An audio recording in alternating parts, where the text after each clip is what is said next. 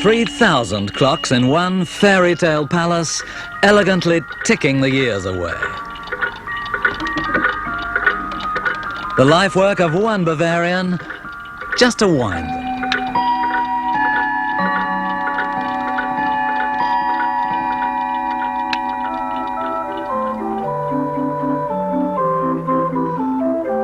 Clocks and palace stand in Regensburg, and they, and a great deal of this 2,000-year-old cathedral city on the Danube, are owned by one noble family, little known outside Germany, though held in considerable awe by townsfolk and reverence by officials. Not much goes on here that doesn't bear the family name. It's on one of the larger private banks in Germany, on enormous breweries, on factories and hotels and restaurants, even on bottles of Bavarian beer. In the streets of Regensburg, the golden crown of Thurn und is unavoidable evidence of a fortune founded some 500 years ago. The family gave the world its very first postal system, run for the Holy Roman Emperor. Having made their pile in commerce, they retreated to the more patrician status of landowners, but today they're back in business. Controlling the dynasty's destiny, steering it from the feudal to the factory, is a giant and solitary German with a cold and thoughtful stare. In his statutory Mercedes, His Highness Prince Johannes Von Thurn und comes home. To a palace of sycophantic servants, of periwigs and knee breeches and soup kitchens for the poor. To a magnificence befitting those plenipotentiaries of the emperor, the princes of taxes. Prince Johannes runs his empire from a suite of offices here, near the Carriage Museum, just above the tombs in the family mausoleum. You, with 95,000 acres, are the biggest landowner in Germany. I've seen it said that you're also the richest man. Which is a thing which I really couldn't confirm. Because as you know, the famous American millionaire once said, if you know how much you have, you're not rich. Prince Johannes, I suspect, knows exactly how much he has and is rich, but takes his role of tycoon most seriously. I never considered myself a playboy because I always felt there were certain other obligations in my life. I mean, I could have been just as well perhaps a rider or skiing champion or something if I would have felt the same challenge.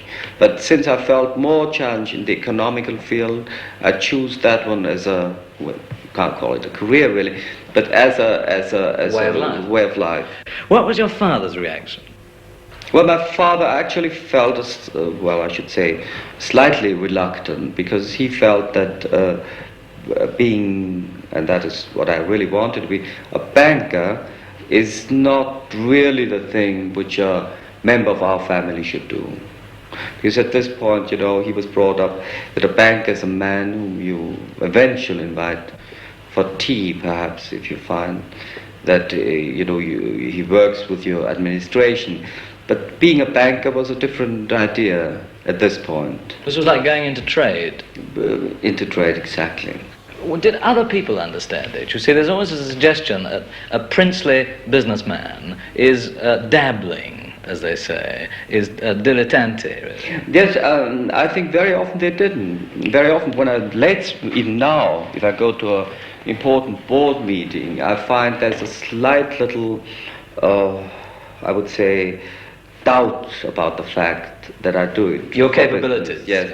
They will say, well, he's just trying to play the role, you know, like appearing in a theatrical play as a businessman. And many people think, you know, he's a businessman whose business is actually a hobby. Instead of collecting stamps or something, or shooting grouse or something, you know, he goes into business. Prince Johannes, having invited some New York bankers to lunch, reinforces his arguments in the family armory, indicating perhaps what used to happen to business associates who got out of step with the Thurn und taxes. Have these been used a great deal? All used. All used, yes. As a matter of fact, we didn't think so much about shooting them anymore because it's too much work. The prince, not a very clubbable man, has said that these days he prefers funerals to weddings because he meets a better sort of person. Though in business, he's forceful enough. Those were the whips or whatever you wanted to wait for. Wild balls, including the ones that can't be part was game. We started building up the postal service. Yes. And the postal service at this point was originating actually in sort of messenger service, which were partly done for the Vatican, partly for the imperial court of Germany, of the Holy Roman Empire then. Finally, it actually led into a complete domination of all postal services in Europe. This was about 1560. Letter, for example, a special parcel which would be sent from Brussels to Rome would take 5 days. And I, for mere curiosity, about 2 years or 3 years ago, sent the same parcel by airmail to Rome, and it took 7 days. Without strike, that is. Could this perhaps be the origin of the word taxi? It possibly could. At this point, our mail coaches took a lot of passengers as well, and they asked for taxis post coach, and later they might have just as well asked for a taxi as an abbreviation.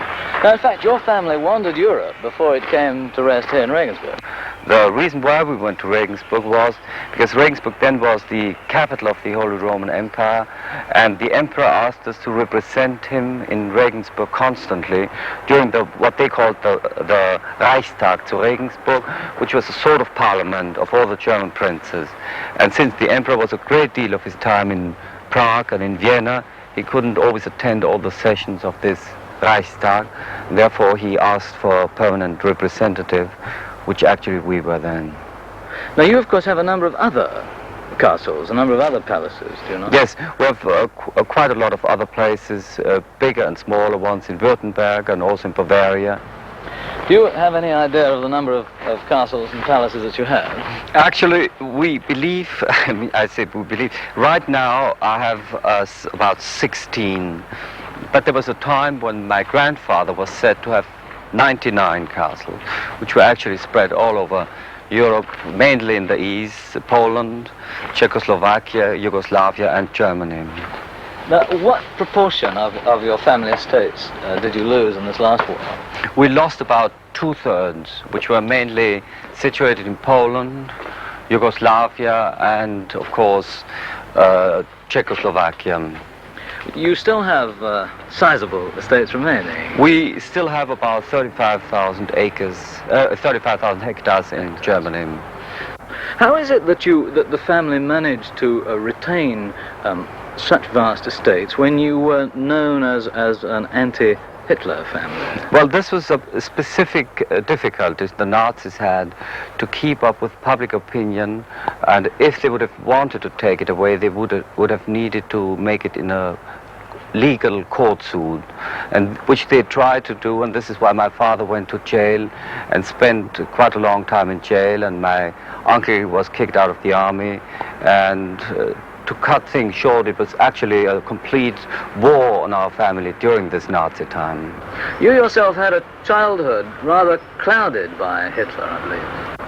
I had in a sort of way because, of course, when I was 7, 1933, I'm born 26, all the German youth was taken to the Nazi Hitler youth.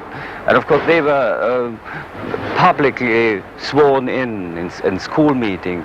Well, I mean, I had to step forward, little as I was, and had to say, I don't want to go, which of course was a very unusual thing to do for, here, as you can imagine, a big school, a little boy stepping forward and saying, I don't want to go to the Hitler Youth. I don't even know how you could manage to do it. Well, first it was because I felt I should show loyalty to my father, and later it was because, of course, I couldn't do anything else because I was pushed, you know, you were beaten up, and you felt that your pride wouldn't let you enter anymore. But at 7, I mean, you hardly knew what a Nazi was. No, you can't expect a deep political conviction in a 7-year-old. But it was sort of started out as a thing, a loyalty to my father, and it ended up by being just sort of hatred against the people who beat you up and tried to push you around. You're quite close to Dachau here. Did you know of its existence? Yes, because he was sort of like a boo man, you know. People said, now don't be nasty, don't say anything loud, you know, otherwise you go to Dachau. But nobody's ever really met the boo man. It was kept a rather well-guarded secret. You mean it's the kind of thing that mothers frighten their children with? Practically. Or people, you know, at school, if I talk to that I didn't want to go to Hitler, they say, wait and you get to Dachau, you know. That sort of thing.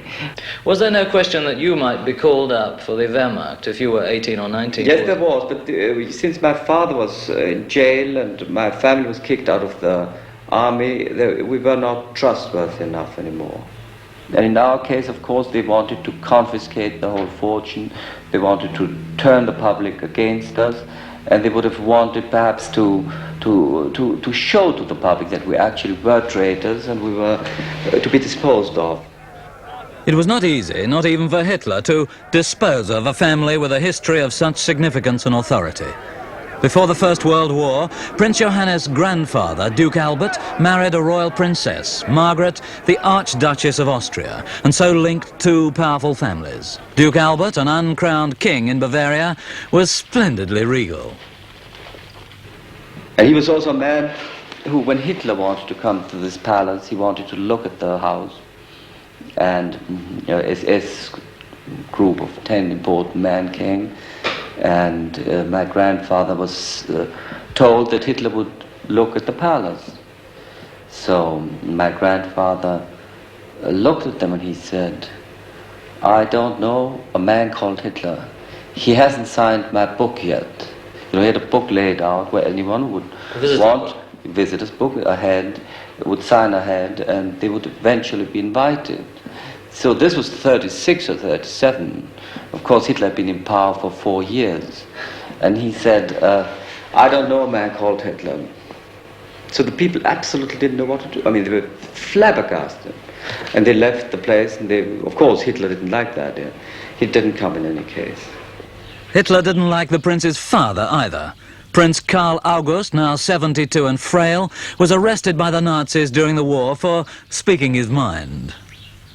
He was imprisoned then, and they collected evidence, and actually the fact was that only because his evidence, his court evidence, which was with the famous bloodhound of Hitler, the head judge in political affairs, a man called Freisler, and Freisler had dedicated himself to that case because he felt it was an important case. And Freisler's palace or Freisler's residence or office in Berlin was bombed, and all the evidence of my father was destroyed. And that fact actually rescued him. If this wouldn't have happened, they would have hung him. Not afraid, thanks God. I was never afraid. I thought one is always in God's hand. It's quite the same where one is. But I thought it is necessary for my family that I preserve myself from being killed. And so we escaped with a bicycle, and then I was very tired because I was not accustomed at all to go on bicycle. For years I never went on the bicycle, and then I was so weak with very swollen feet because of the prisonership. But nevertheless we succeeded, and then we came to the house of this Baron de Roy, Fürstenberg, and he hid me for some time, and there the Americans came and occupied. They were at first very disagreeable, but when they heard that I was a persecuted person, they got very sympathetic. Prince Johannes, when only 12, was also interrogated by the Gestapo. I was questioned practically 3 nights and 3 days by them, and they wanted to extract a statement that my father was a traitor and that he was trying to contact foreign information services and spy services to work with them, and of course they didn't succeed with me at all, but I mean they tried to extract that. Were you frightened? I couldn't exactly call it frightened only. It was a mixture between being frightened and amused about the lack of ability they had to speak our own language. which at this time, at this point, amused me because they couldn't express what they wanted to express, and they were fun in that way because they were not really like farmers. You know, when a farmer can't express himself, it's another thing. But they tried to impress me with certain words which weren't real words and things. So I never knew whether I should be frightened or whether I should be amused. But of course, after 4 hours, I was rather more frightened than amused. Well, then, of course, my father was in jail. We were out in the country. They tried to eliminate us in different other ways.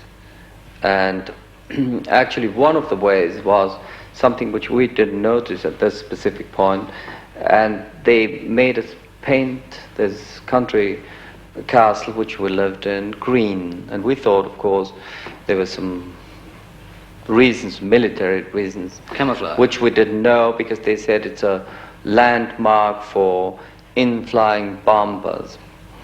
And at the same time, they would build up different small buildings hidden or protected by barbed wire around the place, with little huts, wooden huts, and strange little electric gadgets. And we thought still it's a military object. We didn't know why they built it. It was a sort of planned plot, actually, that built a complete dummy airport around us, which looked from the air as if it would be a real Messerschmitt airport, and our house, which was this castle we lived in, looked like the main administration building. So of course they bombed the place, and we escaped death very narrowly.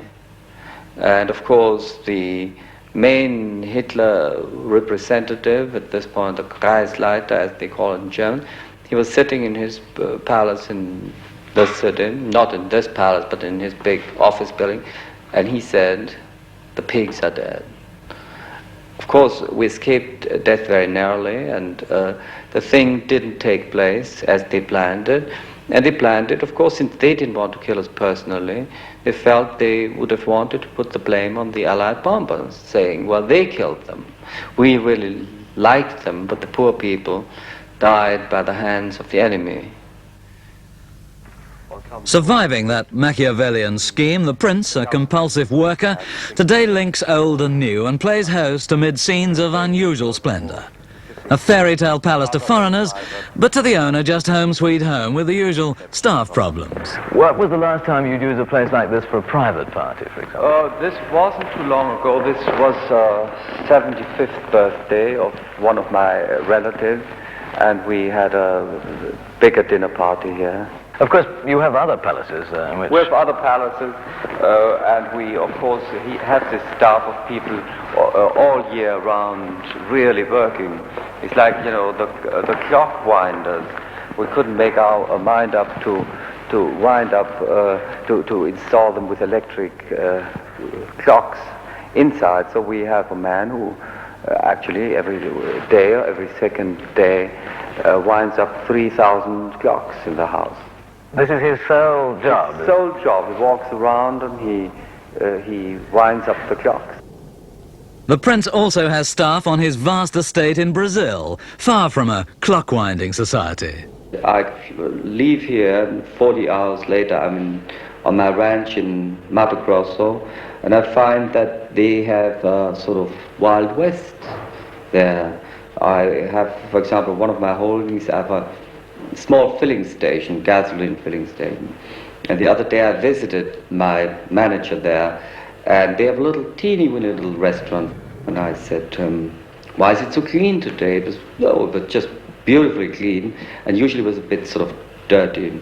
And so he said to me, yes, I have to excuse myself, but we had to clean it. I said, why did you have to clean it? And he said, well, there was a man here, and he wanted to eat at 11 o'clock. And two other men came in and they shot him.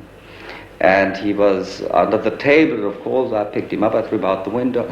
And then I saw the blood on the floor, and I felt nowadays people, you know, they are strange. They come from the cities and they can't eat if there's blood on the floor, so I had to clean it. Certainly, foreign attitudes towards a prince of the Holy Roman Empire do vary. In America, you will find a completely different attitude because they are used to calling people by their first name, and after a couple of times mixing one up, either Baron or then say Count and then say Marquis, and then they say, well, why simply call it Johann? That's, I mean, obviously a completely different attitude. There is a difference between here and there, but I mean, this applies even to any other country. How do you take to Johannes, because you are in many ways a most formal aristocrat. Well, I think if in such a case somebody would call one Johann, one would accept it as a compliment because they feel easy with one. The Americans are forthcoming, but a prince of the Holy Roman Empire is withdrawn. You're quite right, yes. Remote, perhaps, is another word. Remote or quaint, as Americans say when they go to a foreign place. But it is, in any case, it's a thing which belongs to the past. You, for example, take your responsibilities as a prince very seriously. I'm thinking, for example, of your soup kitchen here. There's a certain amount of noblesse oblige. Absolutely. I believe if you have something to display which very many people don't have, very many people don't want. There are lots of rather rich people who have a lot of wealth and they try to not show it. They rather have a number account in Switzerland and not show it at all. But once you have it and once you have the tradition, you are obliged to do something for the poor and do some charitable work as well. The prince, protecting his fortunes, is not noticeably generous, though there remain family responsibilities to the poor. Do you feel any political opposition or social opposition to you? Are you criticized? No, I don't think so. I don't think that people who have trouble in a small house with one maid want to change with us thinking that they have to cope with 20 maids and a cook. This is a cri de coeur of the rich that doesn't always ring very true, it seems to me. Absolutely. I'd be delighted to have to cope with 20 maids, you know? Well, but this is perhaps a personal opinion. This is a seat of the Holy Roman Empire. Yes, this was first of all a sort of proof that we were reigning princes, and on the other side it meant that when we arrived in this city, Regensburg, we were the representatives of the emperor, who at this point very often lived in Prague or Vienna or other places, Madrid, and therefore he wanted his permanent representative being placed as he himself would have been placed. Well, now, who would sit there now, if anyone? Nobody. When did somebody last sit? I don't know, obviously General Patton when the Americans came first. Oh, really? Trying to have a quick look whether he fitted in the chair. Yes, yes. But since General Patton? I don't think anyone ever sat there. Perhaps the cleaning woman. It's not somewhere that you would sit, is it? No, I wouldn't. Because you see, it's a historical seat. So I think, obviously, there's no point in sitting on it. I mean, it is a sort of historical thing, a historical place. And I felt, or I would feel, that this wouldn't be the place to sit on right now. As a bachelor of 43 with a famous name, are you concerned about the prospect of an heir? About continuance of the family line? Obviously I am, yes.